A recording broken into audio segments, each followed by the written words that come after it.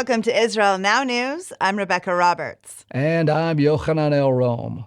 In our top story, Hamas has lost control of the Gaza Strip, and its Iranian-backed forces are fleeing south. Israel's defense minister Yoav Gallant said that IDF troops continue to deliver significant blows to the Palestinian terror group, and that Gazan civilians have lost confidence in Hamas and are looting its bases. In what is being celebrated as a historic moment, IDF Golani Brigade soldiers raised the Israeli flag inside the Palestinian parliament building in Gaza City. Dozens of top Hamas commanders have been killed, and Gallant announced that the terror group has lost its ability to carry out large-scale attacks. IDF spokesman Rear Admiral Daniel Hagari confirmed that Hamas has sustained substantial losses in its senior and junior command structures, as well as devastating blows to its combat capabilities and intelligence resources. Hamas gunmen continue to use women and children as human shields and hospitals for hiding places. Their cowardly behavior prompted the European Union to condemn the Iranian-backed organization. The EU also called on Hamas to release all of the hostages immediately. Hamas terrorists, embedded within a group of Arab civilians, fired an anti-tank missile at Israeli troops from the entrance of the Al-Quds hospital in Gaza City. Meanwhile, the Israeli army liberated Rantisi Children's Hospital and discovered a stockpile of weapons, including AK-47 assault rifles, suicide bomb vests, rocket-propelled grenade launchers, and other explosives in the basement of the Children's Cancer Center. Soldiers found evidence that some of the hostages taken from Israel on October 7th had been held there. IDF troops advancing on the main Hamas compound center underneath Al-Shifa Hospital were asked to help evacuate babies from the terrorist stronghold. An IDF liaison officer contacted the Director General of Al-Shifa Hospital and offered to provide incubators and any other assistance needed for civilians wishing to evacuate. 1 month after the devastating Hamas massacre in southern Israel, the Jewish state has revised the death toll from 1,400 to 1,200 killed. Israel's foreign ministry released the new figures and noted that more than 1,500 terrorists were killed inside Israel during the siege. One of the reasons for the revised number is the gruesome manner in which victims were tortured and killed. Jerusalem has enlisted the help of archaeologists in identifying burned and mutilated remains. So far, 845 murdered civilians and 318 servicemen have been identified. The Hamas terror group continues to hold more than 240 hostages in the Gaza Strip. The IDF was forced to announce the death of 19-year-old Corporal Noah Marciano, who was taken hostage on October 7th after Hamas released a propaganda video showing her body. The condition of the other hostages remains unknown, but one of them is believed to have given birth in captivity. 2 Israeli lawmakers have called on European nations to offer a safe haven to Gaza refugees. Danny Danone and Ram Ben Barak penned an op-ed in the Wall Street Journal calling for countries around the world to accept limited numbers of Gazan families who have expressed a desire to relocate. They wrote that the international community has a moral imperative and an opportunity to demonstrate compassion, help the people of Gaza move toward a more prosperous future, and work together to achieve greater peace and stability in the Middle East. They added that if European countries took in as few as 10,000 people each, it would help alleviate the crisis. The United States military has struck several locations in Syria after Iranian-backed terror groups attacked U.S. troops in the region. Dozens of American soldiers have been injured in numerous attacks by Islamic militants in Iraq and Syria, and 5 U.S. servicemen were killed in a plane crash during maneuvers. U.S. Secretary of Defense Lloyd Austin said that the American strikes were meant to deter any further escalation. Arab journalists working for several large news outlets were on the scene during the Hamas massacre, raising questions if they had prior knowledge of the attacks. Honest Reporting, a media watchdog organization, has called into question the presence of the reporters who crossed from Gaza into Israel with the Hamas terrorists to document their atrocities. Honest Reporting said, judging from the photos of lynching, kidnapping, and storming an Israeli kibbutz, it seems like the border has been breached not only physically, but also journalistically. One reporter, who was used by the Associated Press and CNN, photographed the murder of an Israeli soldier. Honest reporting challenged the Associated Press, CNN, Reuters, and the New York Times, asking how journalists they worked with were present on the border during the early morning hours of October 7th, when Hamas terrorists infiltrated Israel, slaughtering more than 1,200 people and taking more than 240 hostages into the Gaza Strip. Several employees of the United Nations Relief and Works Agency publicly praised the Hamas massacre of 1,200 people on October 7th. The Institute for Monitoring Peace and Cultural Tolerance in School Education, or Impact SE, has released a report detailing social media posts by 14 UNRWA teachers and staff members that praise the genocide. It also noted that at least 100 Hamas members who have committed terror attacks against Israelis are graduates of the UNRWA education system. Impact SE noted that the curriculum taught in UNRWA schools in Gaza and the PA is replete with anti-Semitism and encourages violence, glorifies martyrdom, demonizes Israel, and promotes anti-Semitism. So many Jews have reconnected with their faith since the October 7th Hamas massacre that there is a global shortage of Jewish religious items, including tefillin and mezuzahs. Rabbi Moti Seligson, a spokesperson for Chabad Lubavitch, said his organization is seeing a tremendous amount of people wanting to connect to their Jewish identity and religious practice. He said more Jews are putting on tefillin daily, they are placing mezuzahs on their doors, lighting Shabbat candles, and going to synagogue to be with other Jews. A survey conducted at more than 200 Chabad centers reflects an 86% rise in synagogue attendance since the start of the war. The study also revealed that 88% of Chabad emissaries believe their communities now have stronger ties to Israel and a deeper connection to their own Jewish identity. A group of IDF soldiers fighting to liberate Gaza from Hamas reached an ancient synagogue and held Hebrew prayers in it for the first time in decades. Built in the year 508 of the Common Era in the busy port city of Maymuna, the synagogue is a testament to ancient Jewish life in Gaza. It originally housed a beautiful mosaic depicting King David playing the harp with a Hebrew inscription. In 1967, the entire mosaic was moved to the Israel Museum for restoration. It is now on display at the Museum of the Good Samaritan. A group of Christian cowboys from the United States traveled to Israel to volunteer their help during the war. The cowboys came from Tennessee, Missouri, Texas, and Montana through the Hayovel organization, which brings hundreds of Christians to the Jewish state each year to help harvest grapes in the biblical heartland of Judea and Samaria. The men are currently working to fortify roads, build warehouses, deliver supplies, guard Jewish communities, and harvest crops. Joshua Waller, the director of operations for Hayovel, said in addition to having the volunteers on the ground, his organization has already raised $2 million from Christian Zionists for bulletproof vests, helmets, night vision goggles, drones, flashlights, and more. Hundreds of thousands of Israel supporters descended on the United States Capitol to express their support for the Jewish state as it battles the Iranian-backed Hamas terror group. The rally was organized by the Jewish Federations of North America and the Conference of Presidents of Major American Jewish Organizations.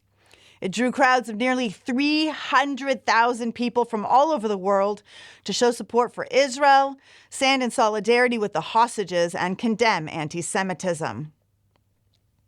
Following the march, the Israel Allies Foundation held a reception on Capitol Hill to discuss the war in Gaza and the troubling rise of anti-Semitism in the United States.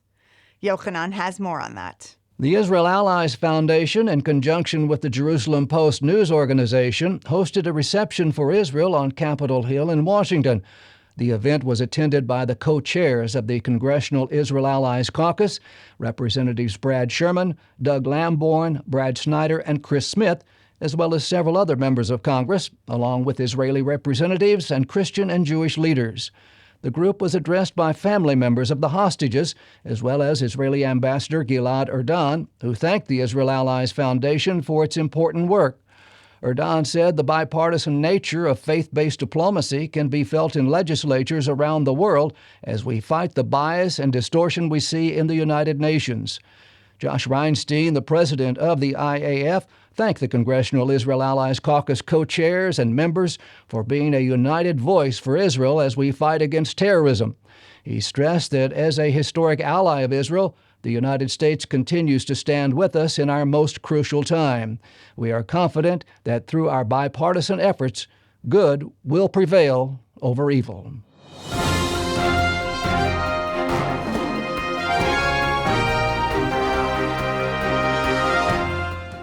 That concludes the news portion of our show. Stay tuned now for Ask the Source with Josh Reinstein.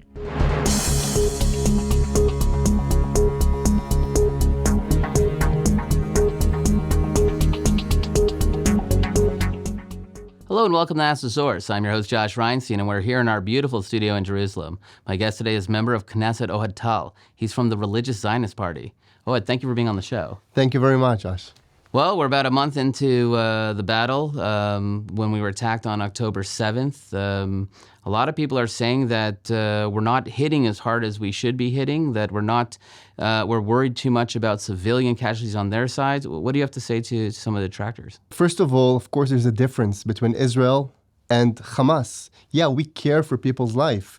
We don't want to hurt people who are not involved with what is happening in the south right now. But of course, since those events on October 7th, something has changed. I think now everyone realizes we are facing the worst cruelty in the world, worse than ISIS, similar to the Holocaust, and we have to change the way we are approaching that. Some people are saying that we're going after the mosquitoes in Gaza, not draining the swamp. What is Gaza supposed to look like at the end of this? First of all, at the end of it, there will be no threat from the south. I mean, in the past few years, we invested a lot of money in protecting ourselves, building shelters in the cities, building walls. That's it. That's going to be changed. There will be no Hamas that can threaten the cities of the south of Israel. One. Second of all, I believe that they have to pay not just with falling buildings, not just with casualties, because they don't care about any of them. They don't care about how many people will die. They don't care about how many buildings will fall. They care about one thing. They want to wipe us from the face of this land. And they have to pay with a price, which is land. So we are going to take also price with land from Gaza. Well, you mentioned wiping off the face of the earth. That's a direct quote from the Iranian Foreign Ministry, who has been supporting Hezbollah in Gaza and in North Hezbollah. Why aren't we taking this fight to Iran? First of all, we do know that Iran is part of it. Have no doubt about it. Hamas alone cannot do what they did. Of course, Iran is behind all that. They're using their proxies in Hamas, using Hezbollah. We saw also in Yemen, they tried to launch missiles to Israel through Yemen. So they're using all their proxies in the region to do what they promised to do, to destroy the Jewish state of Israel. We know this is what happened. I can promise you one thing. It will not go without a price.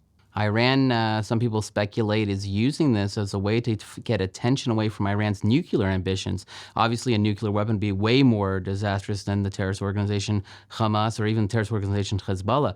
Is Israel focused on that at this time of war? First of all, of course, we always focus on Iran. We always know that the main issue is Iran. And I think they're trying to move focus not just from their nuclear program, but also from their internal issues that they're having now. There's a lot of problems in Iran. There's a lot of many people in Iran who are understanding that this regime only brings destruction to their people, to their land, and they're trying to move focus now to what is happening in Israel. Of course, naturally, this is what they're trying to do. And I can tell you that I hope that everyone in the world should wake up, open their eyes. Also, our friends in America should wake up, look at the reality, realizing what is in front of us. This is a nation, this is a regime who tries to destroy the Western society.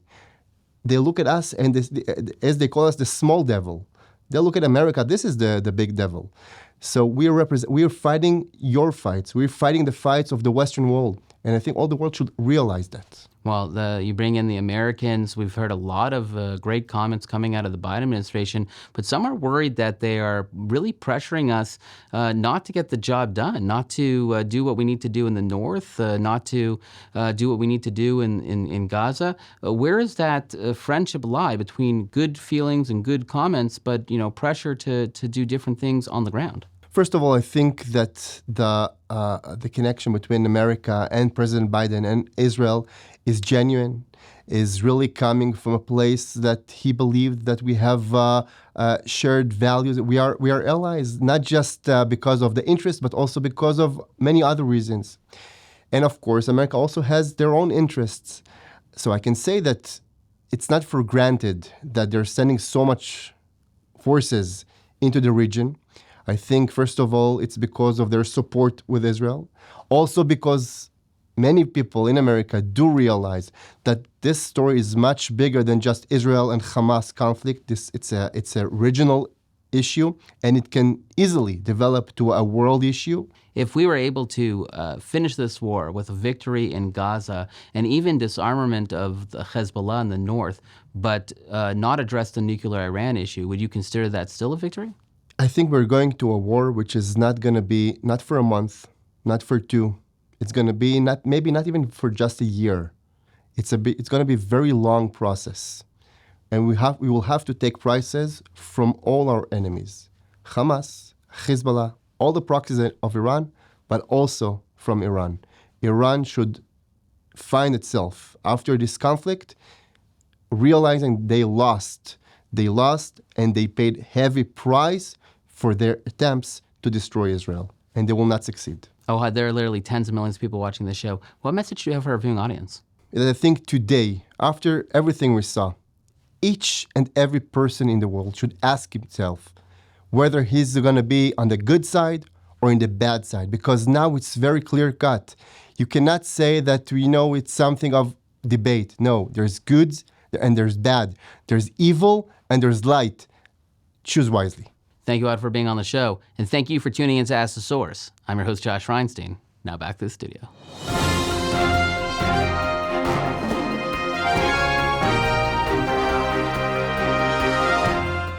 Up next, the truth from Zion.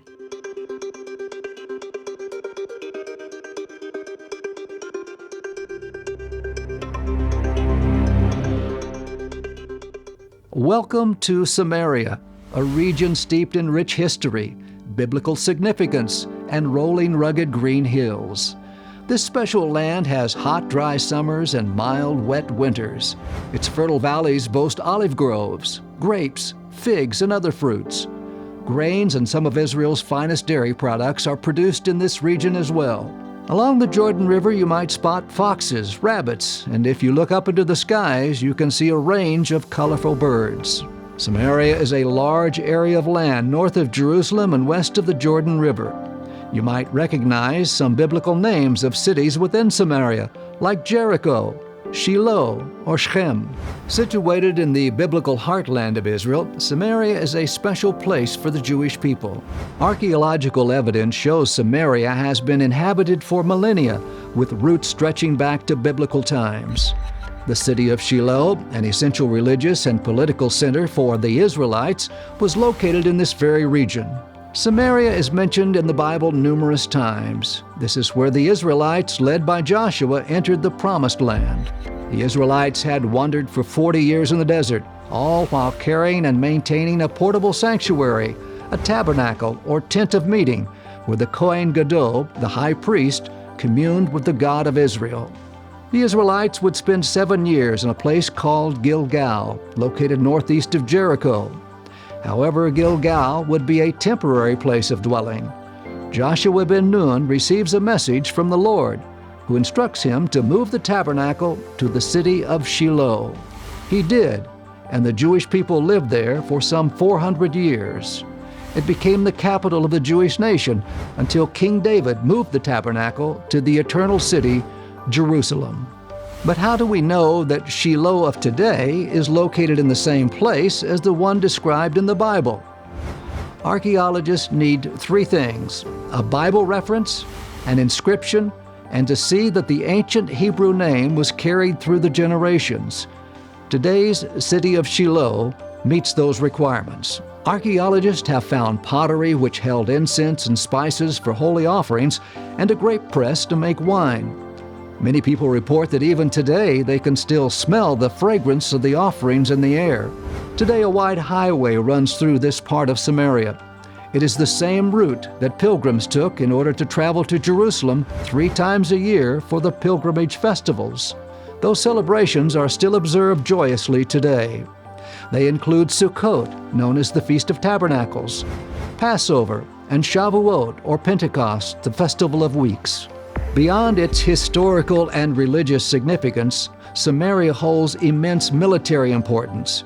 Its strategic location provides a vantage point for monitoring the surrounding areas, making it a crucial defensive position for Israel if it were to be invaded.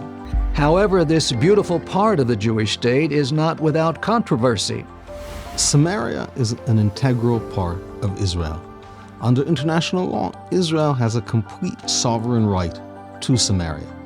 Now, Samaria is also sometimes called part of the West Bank, but that's a made-up name, made up by Jordan when Jordan invaded and conquered parts of Israel in 1948 and occupied it until 1967.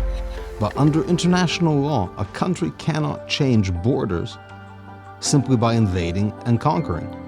When Israel was created, it had the international legal right to the full territory of the Mandate for Palestine, which included Samaria, which included Judea, which includes Jerusalem. So today, Israel remains the country with the best sovereign claim to Samaria. The dispute over Samaria continues to be a focal point of political discussions and negotiations. Jews recognize Samaria as a key part of the Jewish homeland that the Bible describes in great detail, and because God intended for them to build their lives and homes there. Many Arab families have lived in this region for generations, but historians say their roots are in the neighboring nations of Syria, Lebanon, and Jordan. The international community often tries to pressure Jews into abandoning their lives and homes in Samaria in an effort to allow Palestinians to carve out a territory for a future state. Those who truly understand the Bible and history can honor Samaria by supporting its residents, its businesses, and by visiting this beautiful part of the ancient homeland of the Jewish people.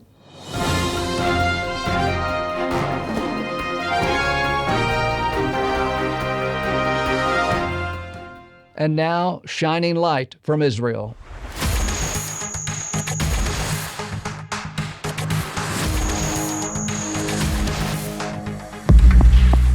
Located halfway between Tel Aviv and Hebron, in the foothills of the Judean mountains, is the biblical city of Mareshah. Here in Israel's National Park of Mareshah, Beit Guvrin, one is able to delve into the biblical landscape that existed here over 3,000 years ago when Joshua and the Israelites laid conquest to the land of Canaan. We also can read in the book of Kings how Shlomo Melech, King Solomon, and his son Rehoboam, who would also become king of Israel, fortified the walls of this important site in order to protect the Israelites from the Plishtim, the Philistines, who lived to the west in areas like Gaza. A tell is an artificial mound that was created by various civilizations building on the same parcel of land. One civilization on top of another, on top of another, on top of another. So follow me up to the top of Tel Mareshah. So most of this tell has remained unexcavated, which means under the ground I'm walking on right now lies the ruins and unknown treasures that date back to the Second Temple period, the First Temple period, the period of Judges, the conquest of the land of Canaan by Joshua, and the Canaanites. In fact, only a little bit of the tell has been excavated, which has revealed the city walls that were fortified, as we mentioned earlier, by Shlomo Melech, King Solomon, and his son Rehoboam. In the year 586 BCE, Mareshah, along with the temple in Jerusalem, will be destroyed by the Babylonians. The Jewish people will be in exile for the next 70 years. During that time period, another biblical nation known as the Edomians, who lived in what is today the Kingdom of Jordan, will settle here in Mareshah. They'll build homes like the one you can see around me now. They constructed it out of chalk, which is what the ground is made out of. However, due to the fact that the chalk would erode rather rapidly, they constantly had to repair their homes, digging the quarries that were underneath larger and larger. These quarries, these basements, if you will, would be used by the Edomians for various reasons. And let's go see some of them now as we descend into the quarry that constructed this home. Wow, this is amazing. As soon as you enter the cave system, you can feel the temperature drop immediately, which is probably why the Edomians utilized these caves during those hot summer months. It must have felt so refreshing to have this natural air conditioning. Come, let's go further down into the cave. Here you can see the rows, row upon row of where they carved out those bricks. In fact, you can still see the chisel marks that they carved out long ago. Now, this particular cave would have been used to store water during the rainy months here in Israel. However, other cave systems were used for olive presses, grain, and other various functions like that. This area would be liberated from the Edomians by the Jewish people right around the story of Hanukkah, around the 2nd century BCE. The Edomians would conduct a scorched earth policy where they would destroy all of their homes and bury everything in the cave systems below. Today, tourists like yourself can participate in a Dig for a Day program with archaeological seminars, where you'll be able to actually dig out the dirt from in the caves, sift through it, and of course discover the artifacts from 2,200 years ago during the period of the Edomians. Mareshah would be rebuilt by the Romans as Beit Guvrin. They built a Colosseum and a large bathhouse and a full-fledged Roman city. 5 roads intersecting in this area, making Beit Guvrin a very important site.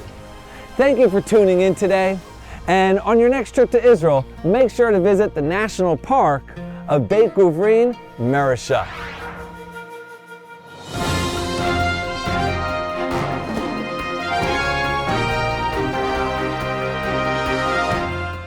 That's all for this edition of Israel Now News. I'm Rebecca Roberts. And I'm Yochanan El Rom, reporting from our studio in Jerusalem. Join us again next week for all of your Israel updates.